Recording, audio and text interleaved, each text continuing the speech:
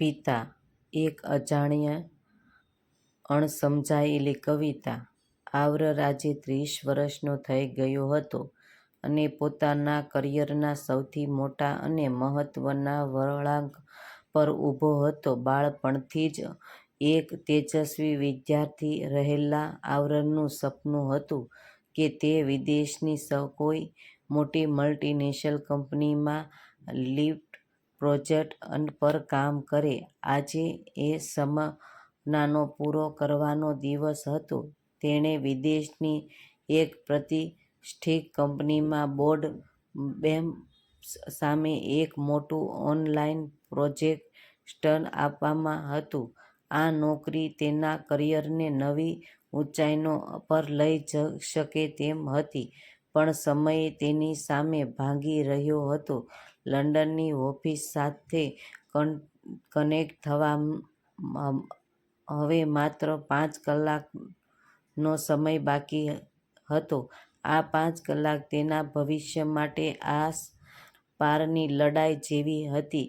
તે ટેન્શનથી ઘેરાયેલો પેશેવર રેબઝે પોતાના રૂમમાં સતત આંટા મારી રહ્યો હતો અને લેપટોપમાં સ્લાઇડ્સ ગોઠવી રહ્યો હતો. તેના ચહેરા પરનો તણાવ સાફ દેખાતો હતો. બરાબર એ જ સમયે રૂમનો દરવાજો હળવેથી ખુલ્યો અને તેના પિતા રમણભાઈ હાથમાં ચાનો ગરમ કપ લઈને અંદર આવ્યા. રમણભાઈના ચહેરા પર હંમેશની જેમ એક ગંભીર અને શાંત સૌમ્યતા હતી. તેમણે કોઈ જ ઘોંઘાટ કર્યા વિના ચાનો કપ ટેબલ પર મૂક્યો અને આવરરની નજીક જઈને તેના ધ્રૂજતા ખભા પર મજબૂતીથી હાથ મૂક્યો. તેણે અત્યંત ધીમા અને પ્રેમાળ અવાજે કહ્યું કે બેટા, ચિંતા ન કર. તે બહુ મહેનત કરી છે અને બધું સારું જ થશે. પણ આવર એ જ સમયે માનસિક તણાવની ચરમસીમા પર હતો. પિતાનો આ સાંત્વના આપવાનો પ્રયાસ તેને નકામો લાગ્યો.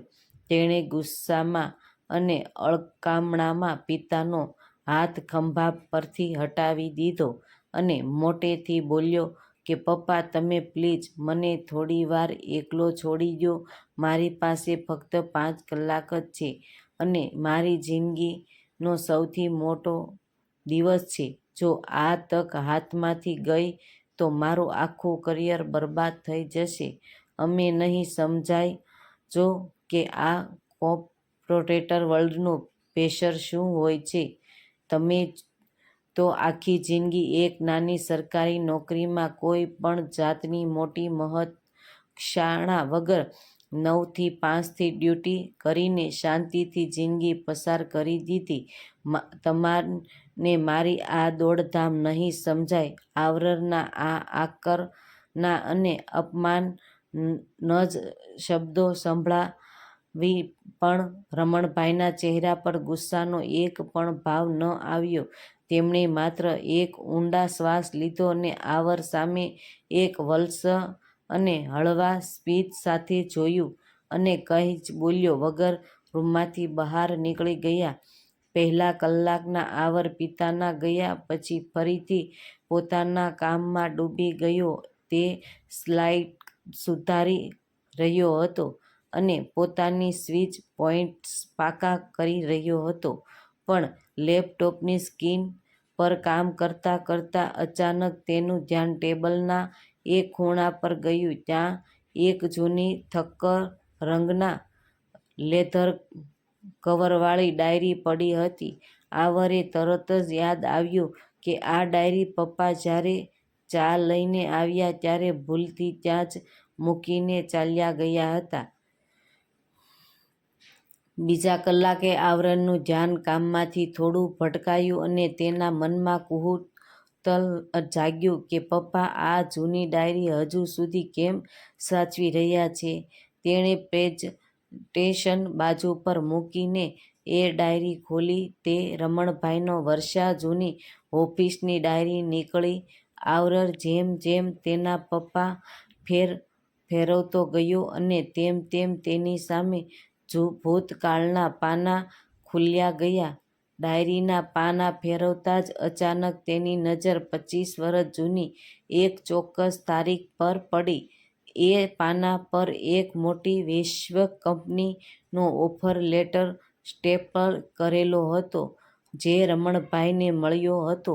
એ નોકરી સ્વીકારવાથી તેમનો પગાર 4 ગણો વધી જવાનો હતો અને તેમનું આખું કરિયર બદલાઈ શકતું હતું. પણ એ લેટરની નીચે જ રમણભાઈએ પોતાની સુંદર ડાયરીની ભાષામાં લાલ પેનથી નોંધ લખી હતી કે આજે આ મોટી નોકરી ઓફિસ હું અનિચ્છા પણ અસ્વીકાર કરું છું. મારો નાનો દીકરો વારંવાર બીમાર રહે છે અને તેને ડોક્ટર પાસે લઈ જવા માટે તથા તેની કાળજી રાખવા માટે મારે ઘરે હાજર રહેવું જરૂરી છે.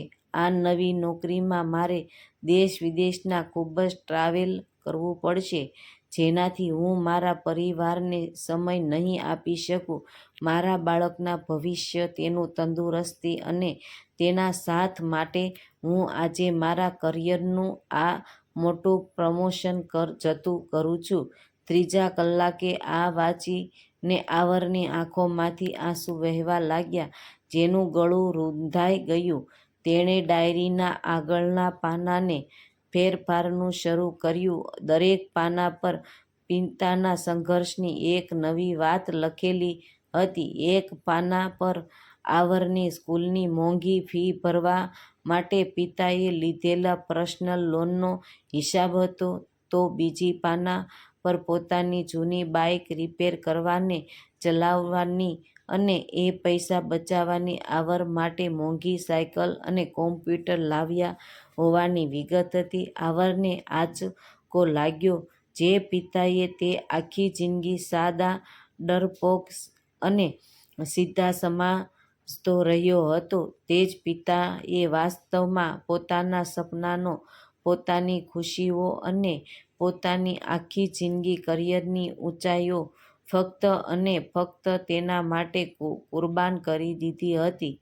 થોડા જ કલાકે આરવનો ગુસ્સો અને તેનો ઘમંડ હવે તીવ્ર પસ્તાવામાં બદલાઈ ચૂક્યા હતા.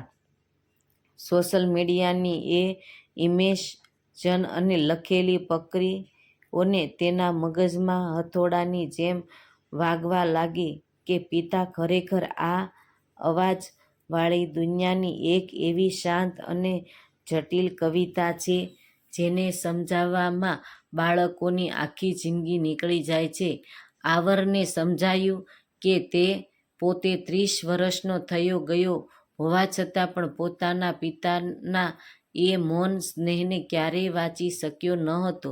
પિતાનો એ મૌન સ્નેહ, તેમનો ત્યાગ દુનિયાના કોઈ પણ મોંઘા બિઝનેસ ક્લાસ કે મેનેજમેન્ટના લેક્ચર કરતાં ક્યારેય મોટી કિંમત અને ઊંડાણ ધરાવતો હતો.